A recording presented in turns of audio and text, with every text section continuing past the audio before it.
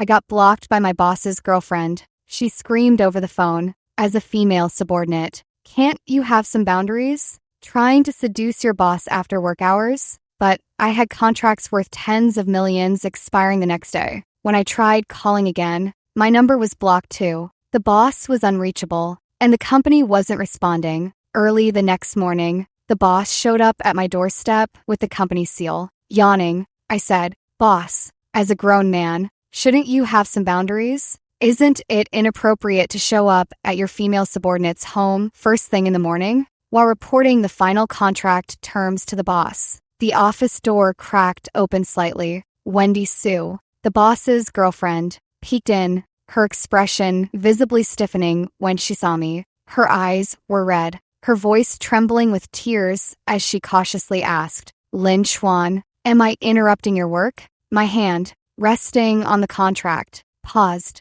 The boss froze in place, equally embarrassed. He snapped out of it and moved to hold her back. But Wendy stepped back tearfully, her tears falling in streams. "I'm sorry. I didn't mean to doubt you. It's just, I've heard people say that bosses often develop feelings for their capable assistants over time, and I got a bit scared." I didn't speak, simply closing the notebook in front of me. Liu Shun's face flushed red then pale, his tone becoming flustered. "Wendy, don't let your imagination run wild. We were just discussing the contract. Please don't overthink it." Discussing the contract. Wendy Sue's sobs grew louder. "I know Laura Jiang is highly capable, unlike me who can't help you with anything and only causes you trouble. But when discussing work, does it really require closing the door?" The boss frowned, looking at the tearful Wendy Sue, then at me. Finally, his gaze settled on me, with obvious discomfort and a desire to keep the peace. "Laura, look, would you mind stepping out for a moment? Let me explain things to her." I stood up, picking up the documents from the table. "Fine," I said, "but mister, we needs the final version urgently. If we don't settle this by 9 a.m. tomorrow, the penalty is 15% of the project's total value." I paused, then added another sentence. "Mr. Shen, my salary doesn't include overtime pay for handling your relationship disputes." After saying that, I pulled open the door and walked out. Behind me was Liu Shun's instantly frozen expression and Wendy Sue's distorted sobbing. The office was eerily quiet. Wendy Sue joined the company as an administrative receptionist 2 years ago. Last year, she became Liu Shun's girlfriend. She's always acted like she's the boss's girlfriend. She's hostile toward any female who gets close to Liu Shun, yet she has no shortage of supporters. At the moment, she was leaning against the front desk, sharing something with a few colleagues. Her voice was sweet and delicate, occasionally covering her mouth with a light laugh. But her eyes were like hooks, repeatedly casting glances in my direction. "Oh, Laura, Jiang works so hard. It really pains me. Girls should take better care of themselves. Otherwise, Leo will find out and blame me for not looking after you properly. Our Leo is just too soft-hearted, always feeling like he owes hardworking employees. I've told him many times not to be too good to his subordinates. It can easily lead to misunderstandings." The surrounding gazes grew thick and sticky, filled with curiosity and a hint of malicious excitement. I turned a deaf ear to them, pouring all my energy into revising the contract. An hour later, after verifying every word and clause, I clicked send. Recipient, Liu Shun. The moment the email was sent, a pair of elegant high heels stopped by my desk. Wendy Sue leaned down, holding Liu Shun's phone in her hand. "Laura, you've worked hard." She smiled innocently, shaking the phone. Leo left his phone with me. He didn't want me to overthink things. Originally, it was to ward off any flirtatious women trying to seduce my husband. "Oh, Laura, don't misunderstand. I wasn't talking about you. You were definitely just sending work emails." Her voice wasn't loud, but it was clear enough for the entire office to hear. Suppressed snickers immediately came from the neighboring cubicles. Someone muttered sarcastically, "TSK, TSK. The official girlfriend has already caught the scent and come running." Some people just have no sense of boundaries. Of course, becoming a director at 28 purely on work skills? Who are you kidding? We all know which particular skills must have been outstanding. I smiled, leaning back in my chair. Miss Sue, you used the word husband. I said, have you registered your marriage? Wendy Sue's face flushed red, her neck stiff, as she remained speechless for a long moment. In the end, she could only shoo me a fierce glare before turning and clacking away in her high heels. Colleagues around us simultaneously lowered their heads, pretending to be engrossed in their work. I paid no further attention, my gaze returning to the computer screen. Time ticked by until the sky outside the window grew completely dark.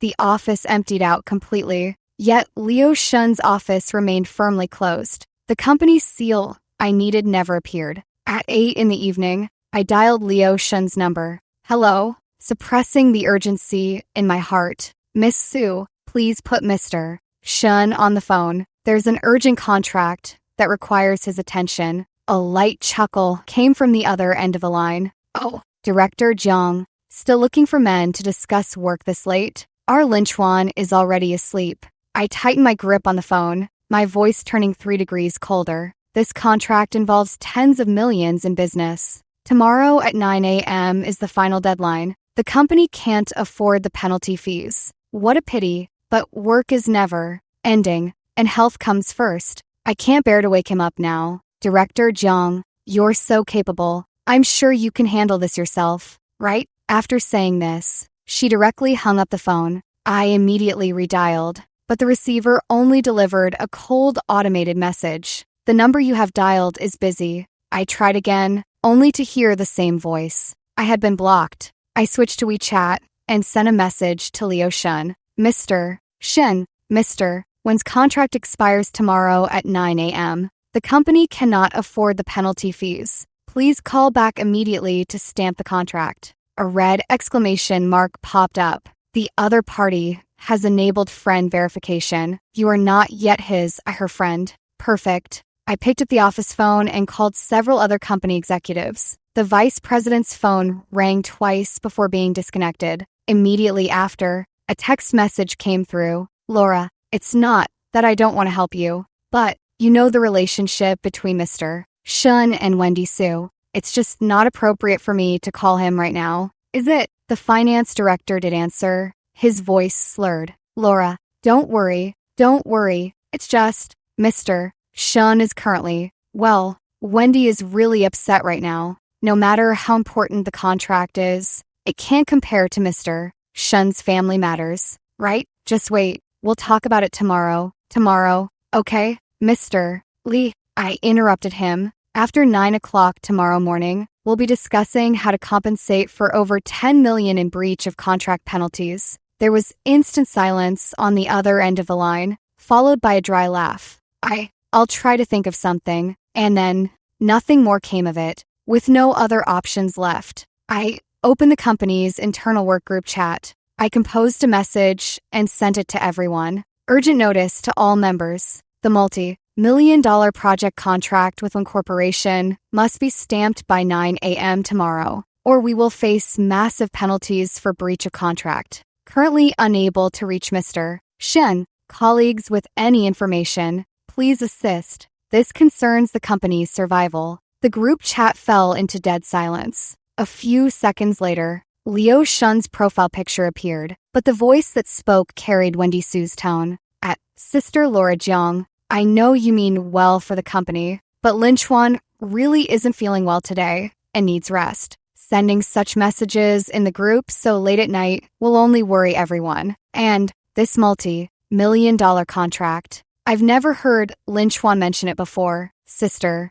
please don't be deceived by outsiders. If the contract turns out to be fake, Linchuan would surely be heartbroken for you. How could you bear such a huge loss for the company all by yourself? Every word struck at the heart. Before I could reply, a small gray notification popped up on the screen. You have been removed from the group chat by the group admin. I laughed in disbelief and frustration. I called every number I could, sent every message possible. I had done everything within my power. I shut down the computer, grabbed my bag, and took a taxi home. I didn't sleep all night. As dawn barely broke, I sat on the sofa, watching the sky outside shift from black to gray. Exhaustion washed over me like waves, crashing against my nerves. I still couldn't bring myself to feel at ease. Liu Shun had shown me great kindness by recognizing my talent. I'm just a small town prodigy at heart, graduated from an average 211 university,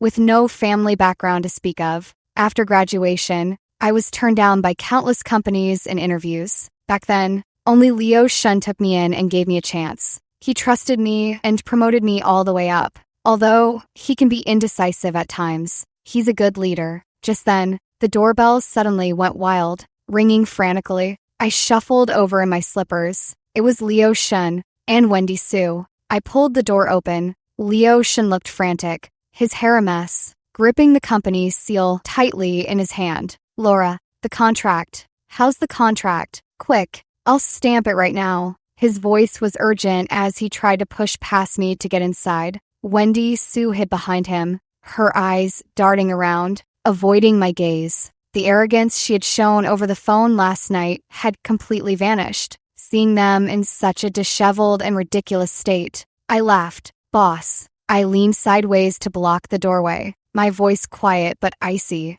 As a grown man, shouldn't you have some sense of boundaries? Showing up at your single female subordinate's home first thing in the morning with your girlfriend. I looked them up and down, enunciating each word deliberately. Isn't that inappropriate? Liu Shun forced a smile uglier than crying. My phone broke. Really? It wouldn't turn on since last night. I didn't receive any messages. Behind him, Wendy Su tugged at his sleeve and timidly peeked out. Director Jiang, please don't blame Leo. It's all my fault. I just saw how hard he's been working and was afraid he might get cheated. I was too foolish to think it through. I said nothing, turning to hand the contract to Liu Shun. He immediately grabbed the company seal, trembling as he flipped through the contract, stamping each page. Wendy tried to ease the tension. Director Jiang, please don't be angry. I know you're highly capable at work, but I'm just an ordinary girl. Seeing Leo push himself so hard for the company, I truly felt for him. I only wanted to share a little of his burden, never meaning to cause you such trouble. I looked up, gazing at her face full of innocence. So much that you'd risk a multi-million-dollar company contract as a joke? My voice was soft. Miss Su, your concern comes at a high price. Her face instantly turned pale. The contract was submitted, but it was still half an hour late. The contact person from one corporation expressed extreme dissatisfaction, saying Mr. One was very unhappy. Liu Shun hung up the phone, his face ashen. He knew very well that I had almost single-handedly secured this project from countless competitors. Not long after, he came to see me alone, this time, without his boss's demeanor. He nearly pleaded, Laura, I know you've put a lot into this project. Shaoan meant well, but messed up. Could you step in and explain this incident?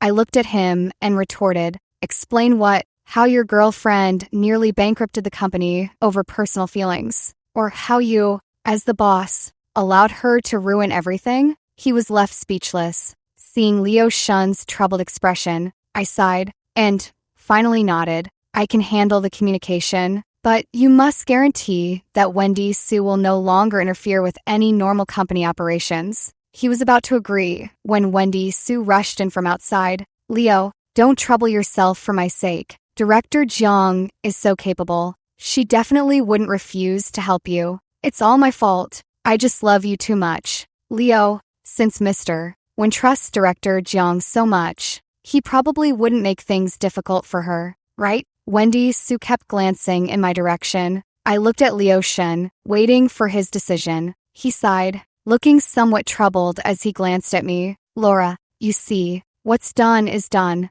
and Mr. One has always valued you highly, so maybe you could take responsibility this time? I laughed. Mr. Shen, my job responsibilities don't include covering for your girlfriend's mistakes. My gaze passed over him and landed on Wendy Su's pale face. Liu Shen was left speechless by my response, finally speaking through gritted teeth. Laura Jiang, I was the one who promoted you from an intern against the norm. One should never forget their roots. In an instant, my hands and feet turned ice. Cold. Enough. Fine. This is the last time, I told him, and myself. In the conference room of one corporation, the atmosphere was freezing cold.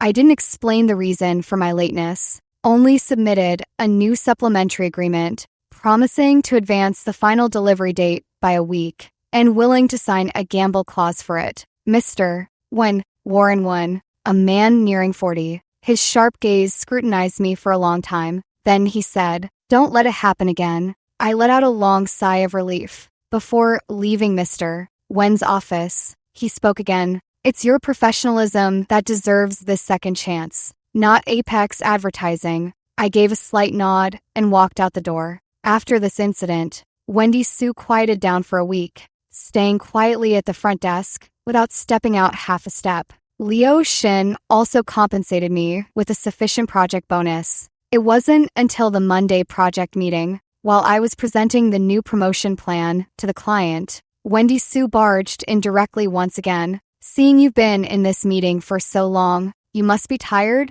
I specially bought coffee for everyone to refresh yourselves. Director Jiang has worked hard too." The clients and colleagues in the meeting room exchanged puzzled glances. I stopped my presentation, put down the clicker, and returned to my seat. Leo Shin gave an awkward smile. "Let's take a short break, everyone, have some coffee, and we'll continue listening to our director Jiang present the marketing plan for the second half of the year shortly." The clients from the other side exchanged looks, but remained silent. Leo Shin desperately tried to catch my eye, but I lowered my head pretending not to see. Wendy Sue sidled up next to him. "I was listening outside for a while, and our director Jiang is really impressive. Her thinking is so clear. No wonder even Mr. Wen from Wen Corporation, someone of that stature, could be persuaded by Director Jiang. I have no idea how she managed it." Then, shifting her tone, she looked at Leo Shun with sympathy in her eyes. "But you can't just leave everything to Director Jiang. Although Director Jiang is highly capable, the company ultimately relies on your decisions. Wouldn't you all agree?" I twirled the pen in my hand, watching her. Not a single person at the conference table spoke, but everyone understood the implication of overshadowing the leader. Leo Shin coughed awkwardly twice. I smiled faintly. In front of everyone, I opened the company's OA system. Article 3 of the project department's decision, making process. Non-project team members are not permitted to attend core meetings. The blue light from the projector cast onto Wendy Sue's pale face. Shall I read out the job responsibilities of the administrative receptionist? A deathly silence fell over the conference room. Leo Shun's face flushed red, then turned pale, utterly embarrassed. He finally looked at Wendy Sue, his voice strained. "Please step out." The meeting ended on a sour note. When the client left, they didn't even bother with pleasantries. Leo Shun's face was livid as he waited for the conference room door to close. He slammed the documents in his hand hard onto the table. "Laura Jiang, are you satisfied now?" I didn't respond, packing up my computer. "By embarrassing her in front of the client, you made me lose face. Do you even understand what it means to consider the bigger picture? Mr. Shin, my responsibility is to secure the project, not to protect your girlfriend's dignity." I closed my laptop and looked at him calmly. My words left him speechless, his chest heaving with anger. In the end, he stormed out without another word, slamming the door behind him. Half an hour later, an email arrived from the client. Leo Shin forwarded it directly to me. In the email, they politely expressed concerns about our team's internal management professionalism and stated they needed to reassess the partnership prospects. A few days later, during the quarterly performance review, Leo Shin pushed the evaluation form toward me, tapping his finger on the C rating in the overall score column. I looked at him, waiting for an explanation. He avoided my gaze, speaking in a measured tone. "Laura Jiang, your professional skills are unquestionable, but sometimes standing out too much isn't a good thing." He paused, as if carefully choosing his words. "The company needs stable cogs, not prickly troublemakers." I nodded and picked up that evaluation form. "Understood." Back at my desk, I folded the paper in half, then in half again, then stuffed it into the deepest part of my drawer. I turned on my computer and began organizing my personal files. From that day on, I became the most punctual person in the entire company when it came to leaving work.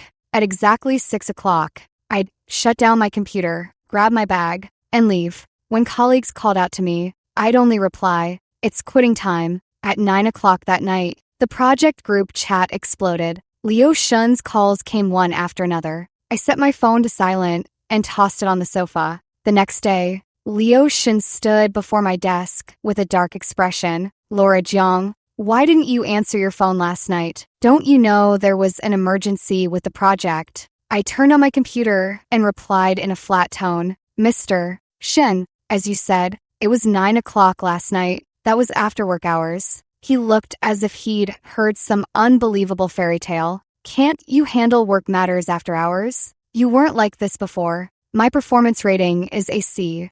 I looked up at him, speaking word by word. This shows my previous work approach wasn't approved, so I'm making adjustments. He was left speechless by my response, his chest heaving, but ultimately deflated. "Laura, I know you're just doing this to spite me." He began softening his stance, painting a rosy picture for me. "Your capabilities are clear for all to see. As long as you keep working hard, I guarantee you'll be the employee of the quarter again next season." I nodded. "Understood, Mr. Shen." Thinking I'd taken his words to heart, he left satisfied. I returned to my seat, my screen filled with dense project files. Opening an encrypted folder, inside were my updated resume and headhunter contact information. Addressing one of the email addresses, I typed a line, "Hello, I'm Laura Jiang, seeking new job opportunities." Click, send. The moment the message went out, a headhunter called,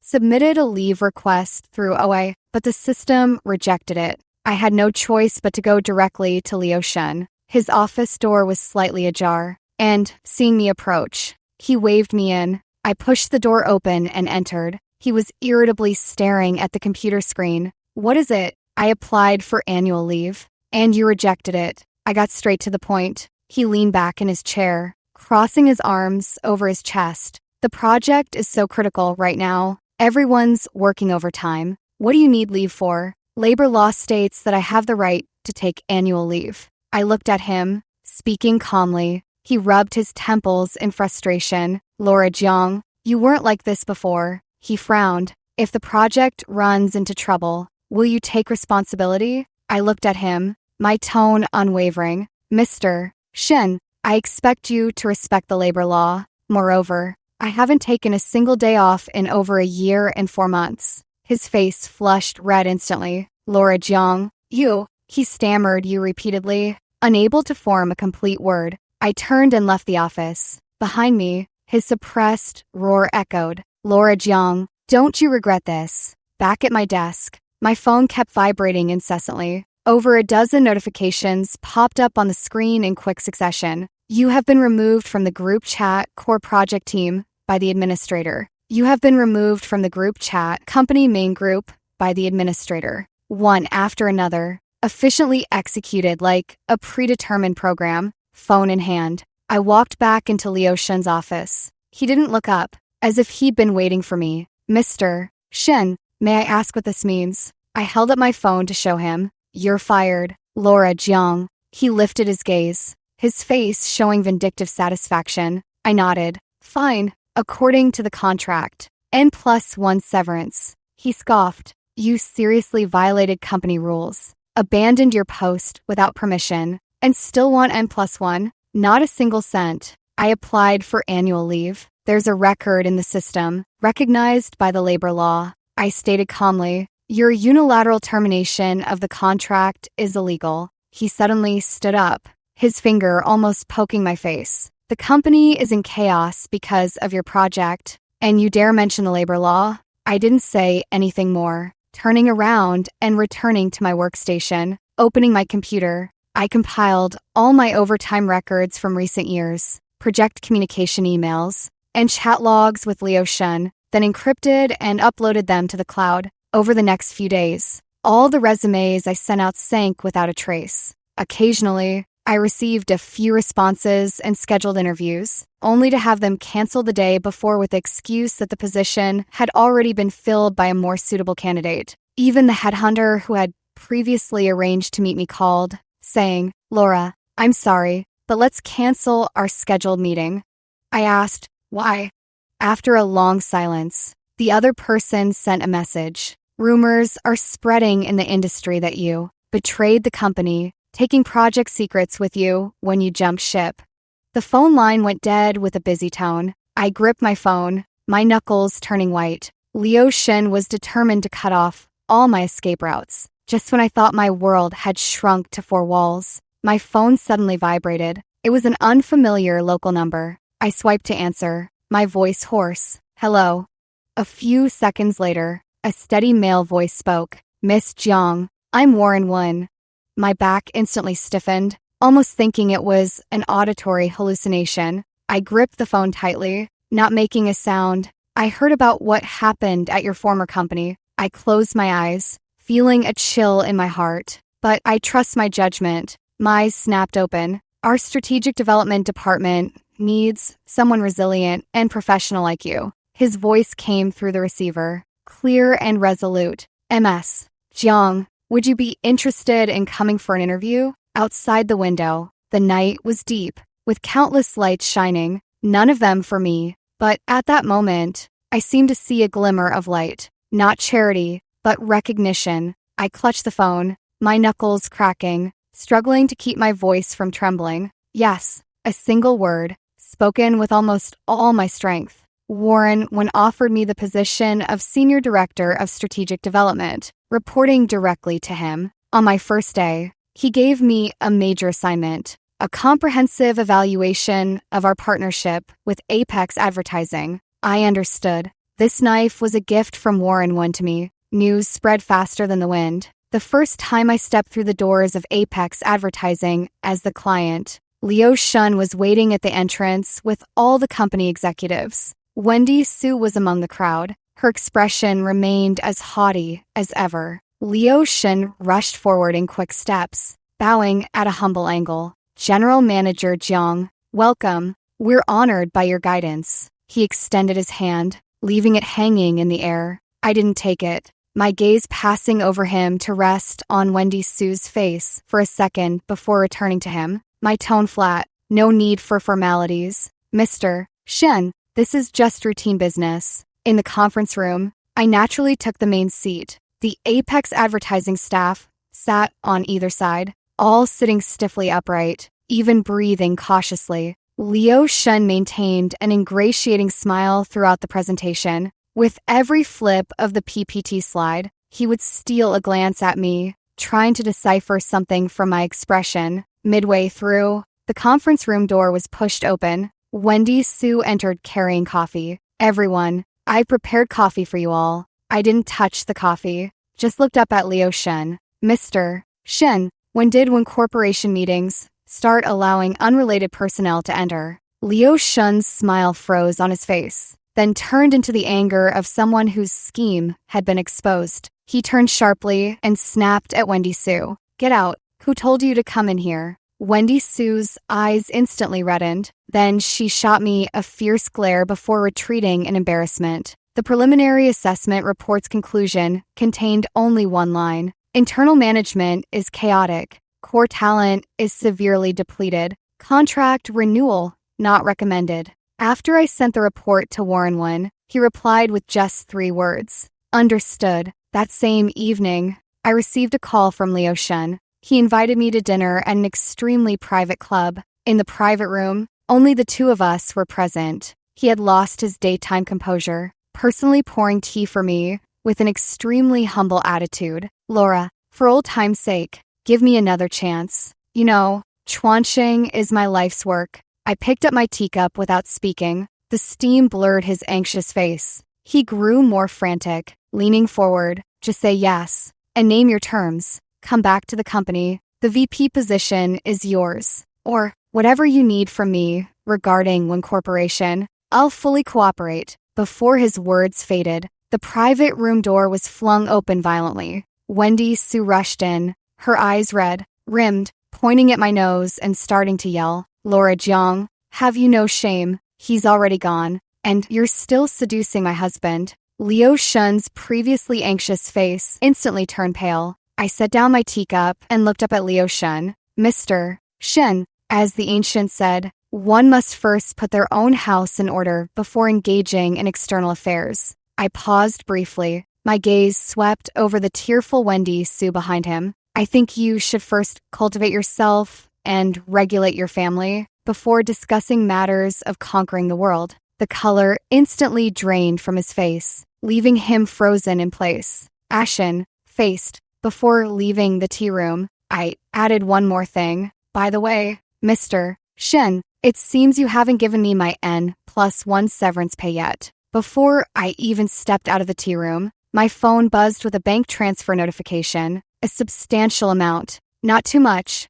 not too little, exactly the N+1 I deserved. Liu Shun works fast. I smiled with satisfaction. This saved me a lot of arbitration time. Back at the company, I submitted the final assessment report to Warren One. His reply was as prompt and concise as ever. 2 words, accurate. I understood. This meant the death sentence for Chuanqing had been stamped with the One Corporation seal. The following days were calm. The formal termination letter was sent out. A few restless companies in the industry also received friendly warnings from the One Corporation. Liu Shun's company's funding chain snapped instantly. Sure enough, his calls came flooding in like crazy. I waited until he finished shouting before leisurely answering. Laura Jiang, it was you. Are you trying to drive me to my death? His voice was hoarse, like a desperate, trapped beast. I listened calmly as he raged on the other end of the line, waiting for a pause in his breath. I spoke slowly. Liu Shun, the one driving you to ruin has never been me. The other end of the line fell silent instantly. It's your own indulgence and incompetence. And Wendy Sue's worthless concern. I heard him gasp sharply. Remember? That morning at my doorstep, I told you, your girlfriend's concern comes at a high price. With that, I hung up the phone and promptly dragged the number into the block list. Just when I thought everything was about to settle down, a more vicious rumor began to quietly spread within the circle. It started in the break room. I went to make coffee, overheard my name mixed with whispers of sleeping around and spy drifting into my ears. As soon as they saw me enter, the colleagues who had been chatting animatedly instantly fell silent. It wasn't until the afternoon that a relatively friendly intern approached my workstation hesitantly with her phone. Laura, look, does this seem like someone is deliberately trying to smear you? On the phone screen was a sensational article from an industry gossip account. The headline was glaring, exposing the beauty director who parachuted into One Corp. Business skills or bedroom skills. Among the accompanying images was a photo of Warren One and me conversing at a business dinner. His arm blocking a drink for me was captured in a way that made it look like an embrace. Another showed me reporting work to him in the underground parking garage, shot through a car window gap, making it appear as though I was leaning in to kiss him. Even more damaging was that bank transfer screenshot. The N+1 severance pay Liu Shun had given me was clearly visible, with the exact amount and timestamp. Yet the caption read, taking money without delivering, playing both sides, truly the office femme fatale of the year. The rumors were woven seamlessly, claiming I had long been involved with Warren Wen, acted as a corporate spy at Chuanqing, then took the money and ran, leaving my former employer bankrupt. I returned the phone to the intern and thanked her. She grew even more uneasy, saying, Sis, the company chat is all. I nodded to show I understood. This tactic felt all too familiar. I couldn't think of anyone else but Wendy Sue. She was determined to ruin me completely, not just at Chuanqing, but at One Corporation and throughout the entire industry. I stood up and headed toward Warren Wen's office. As I passed through the open workspace, the hushed whispers and evasive glances felt like countless tiny needles pricking my back. I knocked directly on Warren Wen's office door. He looked up from his documents, his gaze calm. I handed him the phone, opening the public account article. Mr. Wen, about this. He glanced at the title but didn't take the phone, only asking, has it affected the project? Not yet, but the public opinion is damaging the company's image. He interlaced his fingers and leaned forward slightly. Should legal get involved? I shook my head. This is my personal matter. I'll handle it cleanly. He looked at me, as if assessing my confidence. After a long pause, he nodded. All right, 3 days. There was no unnecessary comfort, only results, oriented permission. That was so Warren one. I immediately called a tech-savvy friend, sent over the expose public account and several widely circulated anonymous IDs. Help me trace the source. The sooner the better. 2 hours later, my friend replied, the IDs are anonymous, but the login IPs are concentrated, all near the Gilded Lily Spa beauty salon in the west of the city. The Gilded Lily Spa, Wendy Sue's favorite SBA club. Then my phone vibrated. Send you a photo on WeChat. Just found it.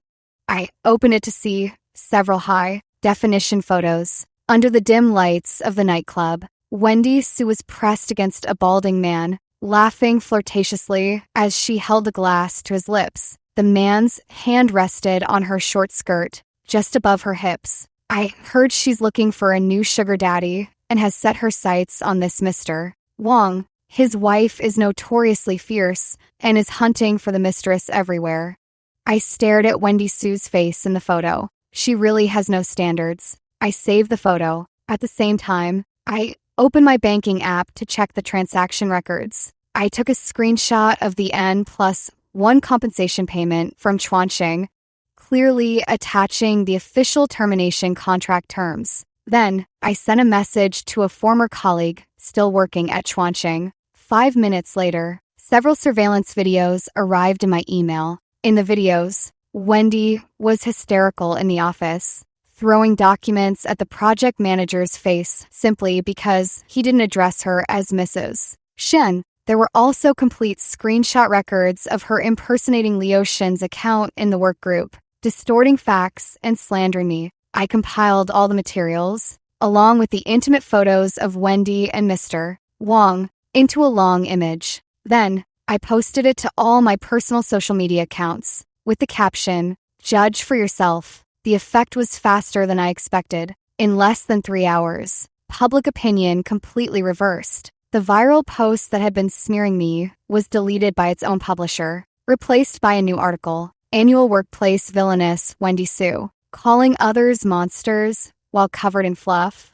The article was well organized, clearly listing each piece of evidence I provided with stark contrasts. The comments section exploded, with public opinion shifting faster than turning a page. Damn, so it was the thief crying stop thief all along. Isn't this woman the real gold digger? Stringing Liu Shen along while hunting for her next target. What dirty tactics. My heart aches for Laura Jiang, framed by such a venomous woman. How tragic. Every label slapped onto me was now firmly pasted back onto Wendy Sue. Not just intact, but amplified. Shortly after I posted on Weibo, When Corporation's verified account also released a statement. Soon after my post went live, When Corporation's official account published a formal statement. In the statement, I was no longer vaguely referred to as a party involved, but clearly identified as MS. Laura Jiang, the newly appointed executive of our company. The previous baseless slanders were defined as malicious commercial attacks targeting One Corporation. At the end of the statement, a preview of a bright red legal letter was attached. The legal letter's serial number was clearly visible. In the comments section, someone posted a screenshot of Sterling Law's official website. This law firm has a 100% win rate in defamation cases. Like a thunderbolt, I was stunned. Warren One had given me 3 days. Yet, from my speaking out to One Corporation stepping in directly, it took less than 3 hours. He didn't even give me a call. Several industry influencers who love drama deleted their posts faster than anyone. My phone, which had been buzzing non-stop moments before, fell silent instantly, like a brick.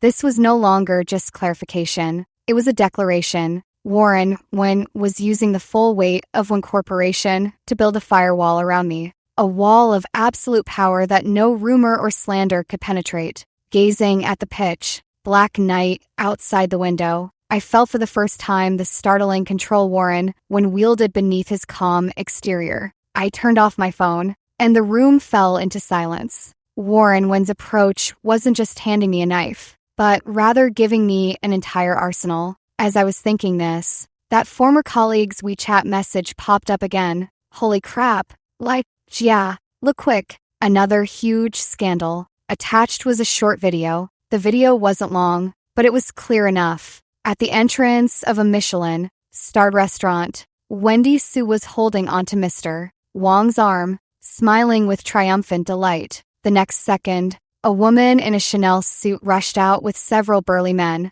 The woman grabbed Wendy Sue by the hair, slapping her back and forth with sharp, resounding cracks. Wendy's bun came undone, her designer dress was torn, and she fell to the ground, crying and begging for mercy. Mr. Wong, with his fat face and big ears, cowered in the corner like a frightened quail, not daring to make a sound. In the end, Wendy was half dragged, half carried, and shoved into a black van. The moment the door closed, the video ended. Half an hour later, that former colleague sent another voice message, their voice trembling. Lied, yeah, I heard it was Mr. Wong's wife who did it. She's notoriously ruthless in our circle. Wendy Sue was admitted to a private hospital. He paused, lowering his voice even further. She was brutally beaten and had a mental breakdown. The cruelest part is, her uterus was removed. I held my phone, my fingertips icy cold.